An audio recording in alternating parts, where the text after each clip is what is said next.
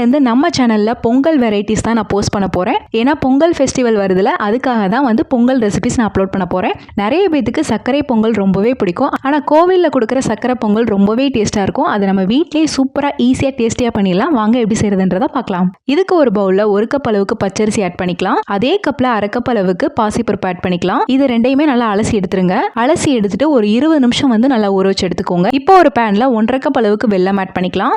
அதுக்கு 1/2 கப் அளவுக்கு தண்ணி ஊற்றி நல்லா வெல்லம் கரையிற அளவுக்கு மட்டும் ஹீட் பண்ணி எடுத்து வச்சுக்கோங்க. இப்போ நம்ம ஊற வச்சிருக்க அரிசியும் பருப்பும் ஒரு குக்கரில் ஆட் பண்ணிக்கலாம். இப்போ அதே கப்லேயே 5 கப் அளவுக்கு தண்ணி ஆட் பண்ணிக்கலாம். தண்ணி ஆட் பண்ணிட்டு ஒரு 5லேருந்து 6 விசிலுக்கு நல்லா வேக வச்சு எடுத்துக்கோங்க. ப்ரெஷர் நல்லா ரிலீஸ் ஆன பின்னாடி நல்லா வந்து மசிச்சு விட்டுக்கோங்க பருப்பும் அரிசியும். இப்போ வந்து அதில் நம்ம ரெடி பண்ணி வச்சிருக்க வெல்லத்தை வந்து நல்லா வடிச்சிட்டு ஆட் பண்ணிக்கலாம். இதை நல்லா மிக்ஸ் பண்ணிட்டு திரும்ப ஸ்டவ்ல வச்சுக்கோங்க. டேஸ்ட்டுக்கு கொஞ்சமாக ஒரு சிட்டி உப்பு ஆட் பண்ணிக்கலாம். 1/4 டீஸ்பூன் அளவுக்கு ஜாதிக்காயை வந்து துருவி ஆட் பண்ணியிருக்கேன். அதுக்கப்புறம் ஒரு 1/4 டீஸ்பூன் அளவுக்கு ஏலக்காய் தூள் ஆட் பண்ணிட்டு நல்லா மிக்ஸ் பண்ணிக்கோங்க.